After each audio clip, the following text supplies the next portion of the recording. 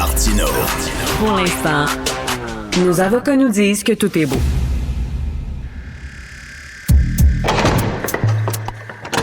La criminalité, c'est un cycle. Et tu vois, le nouveau procès va se dérouler sans qu'aucun témoin ne se présente à la barre. L'histoire des criminels racontée par l'unique journaliste d'enquête, Félix Séguin. Hey, c'est-tu beau, Félix, la mixité sociale? Tu sais, à Montréal, t'as des écoles, puis juste à côté, t'as des centres d'injection supervisés, puis tout ce monde-là, ça se mélange, ça se côtoie. C'est le fun, c'est beau, tu trouves pas? La maison Benoît Lavre, hein, qui est à côté, Ouais. évidemment, d'une école, puis qui n'a fait depuis son établissement que susciter beaucoup de problèmes avec le voisinage, si bien que Yves Poirier nous a appris que plusieurs citoyens s'apprêtent à monter aux barricades et avoir recours aux tribunaux pour tenter de contourner l'établissement de la maison Benoît Lambre dans le quartier Saint-Henri à Montréal, un site d'injection et d'inhalation supervisée. Là, on a revu des images hier. Comment dire? Écoute, moi, si c'était évidemment mon enfant, puis si je demeurais à Montréal, puis si j'avais élevé mon enfant à Montréal, je pourrais vivre avec le fait qu'il va côtoyer certaines réalités qu'il ne côtoiera pas sur la rive sud où je vis. Par contre, je pourrais difficilement vivre avec le fait qu'il doit enjamber des gens complètement intoxiqués qui peuvent Oui. sauter complètement un gasket, comme on dit, et s'en prendre à eux. Je trouve que ce serait risqué pour eux autres. Alors là, on a entendu hier un avocat spécialisé en litige, un gars qui fait un litigator, comme il appelle dans le domaine du droit, qui vit dans ce quartier-là. Puis il a pris en charge le dossier, puis on dit les citoyens ont des droits, et c'est un cirque, puis je vais m'en occuper. Alors, ça m'amène à deux réflexions. Surtout quand je vois aussi ce qui a été écrit, donc je t'ai cité Yves Poirier, ce qui a été écrit par mon collègue, un de mes collègues de la presse aussi, Oui. dans le centre-ville de Montréal, des policiers qui doivent escorter des enfants pour qu'ils puissent aller prendre des marches à l'extérieur de leur CPE. Ça, c'est Philippe Teixeira-Lessard dans la presse.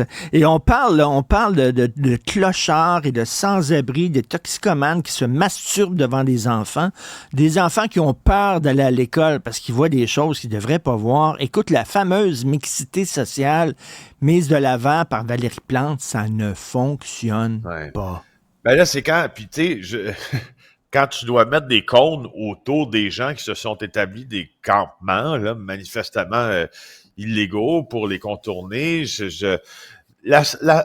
écoute, le monsieur Maître Martin, que je te citais plus tôt, là, qui demeure dans Saint-Henri, et puis il dit que au fond, ça contrevient à cette situation de cohabitation qui devrait y avoir entre des endroits comme ça puis des citoyens.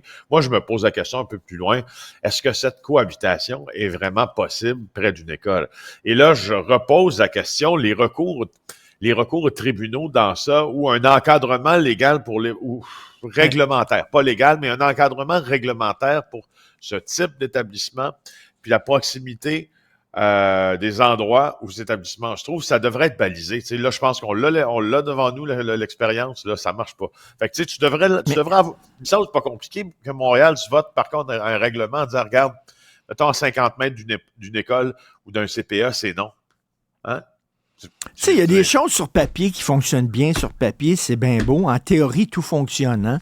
Mais quand tu arrives en pratique, ça ne fonctionne pas. Tu sais, regarde, il y a des villes au Canada, aux États-Unis qui ont essayé la décriminalisation des drogues dures, puis tout ça, puis sont ramassés finalement avec plein de problèmes. Puis là, ils ont reculé en disant, théoriquement, c'était beau, mais pratiquement, ça ne fonctionne pas. Et ça, ben, c'est la même chose. Écoute, comment ça se fait qu'on peut utiliser, tu sais, qu'on peut ouvrir des centres comme ça? On dit oui, mais c'est parce que là, il y a des travaux, fait que là, ils sont obligés de passer par une autre porte, puis ça donne à côté de l'école. Mais même si les travaux sont finis, il reste que ce centre-là est à côté d'une école, Christy, là. Ben oui, exactement. Puis encore, tu sais, je te le redis, ça, là, c'est facile à prévoir qu'un centre s'en va là, dans le sens où ça tombe pas des nues, là, un centre d'inhalation puis d'injection supervisé. Donc, la Ville de Montréal est capable de voir où ça s'en va, où ça s'établit, ces centres-là, puis est-ce est-ce qu'on peut instaurer dans un règlement, je veux dire, une manière de faire en disant, ben regarde, ça sera pas à côté d'une école la prochaine fois. Ça semble très... Je sais pas, mais là, je semble proposer une solution simple, là. Tu sais, mais oui. des fois, là, fois, je trouve que les gens cherchent beaucoup, juste Valérie Plante pourrait te le dire. À partir de maintenant, on va s'assurer que ça soit pas à côté d'une école. Mais est-ce que tu pourrais ouvrir, je sais pas, moi, un bar de danseuse à côté d'une école? Est-ce que tu pourrais ouvrir un endroit, un peep show, où il y a des vidéos porno à côté d'une école? Je pense que non, tu sais. À un moment donné, fait que ça n'a pas de bon sens, là, que ce soit juste à côté d'une école. Mais bref, des enfants qui doivent avoir maintenant des policiers qui les amènent à l'école, qui les escortent pour aller à l'école, ça n'a pas d'allure. Du nouveau dans la débâcle du groupe UOT.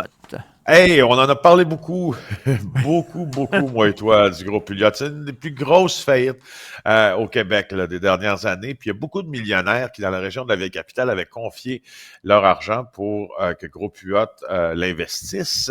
Et il y a un des témoins au procès qui oppose Robert Giroux à 75 multimillionnaires, qui a convaincu d'investir. Lui, en fait, Giroux a convaincu ces gens-là d'investir dans les projets de Stéphane Huot. Stéphane Huot, c'est celui qui fait la faillite. On a décrit un peu cette opération-là comme le spaghetti Huot. Pierre-Paul Biron nous dit ça parce qu'il assiste au procès. C'est comme un spaghetti d'enchevêtrement d'entreprise et tout ça. Donc, une structure, un dédale, pour reprendre ces mots, où l'argent des multimillionnaires aurait été aspiré. Je t'en parle, je te donnerai pas tout le détail de ce qui s'est passé en procès parce que honnêtement, c'est pas fait pour la radio, là. C'est beaucoup de chiffres. Je vais juste te dire une chose, par exemple. Il y a lors de son témoignage, le syndic qui est responsable de la faillite personnelle de Stéphane Huot, lui, il a admis devant les avocats de celui qui est cité à procès que pendant la faillite, en fait, il y avait eu vent que Huot avait conservé un certain train de vie, dont beaucoup de présence à son chalet. Le problème, c'est que le chalet de Huot, il est accessible seulement en hélicoptère au lac Manouanis. Alors, incidemment, si Huot continuait à fréquenter son chalet, c'est dire qu'il y allait en hélicoptère. Alors, je peux te dire que il semble, en tout cas, que Stéphane Huot ne soit pas gêné pour avoir le gros train de vie pendant qu'il est en faillite. Là, écoute, il a pu prendre un hélicoptère. Il est en faillite, le Uber, gars. Hein, c'est comme on dit, c'est pas un Uber, c'est un hélicoptère. Ben oui, il est en faillite. Il me semble que quelqu'un en faillite n'a pas les moyens de prendre un hélicoptère. Il me semble, là, en tout cas, là, c'est assez bizarre. Et écoute, un peu plus tard dans l'émission, on n'en parlera pas avec toi, mais un peu plus tard, on reçoit Marie-Christine Trottier, justement, pour son texte sur les fax. Les fax dans les... Ben oui. Oh, mon Dieu. De la musique à mes oreilles. J'ai hâte de l'entendre. Elle a fait du bon travail. Hey, les fax, on avait dit qu'on était pour tout couper ça, mais on n'a pas juste pas coupé ça. On investit dans le fax, nous autres. Alors, mon Dieu. Écoute, mon fils de 16 ans, je pense qu'il ne sait même pas c'est quoi un fax exactement. Je pense qu'il n'a jamais vu ça de sa vie. Donc, on en parle avec Marie-Christine Trottier un peu plus tard. Merci, Félix. Salut.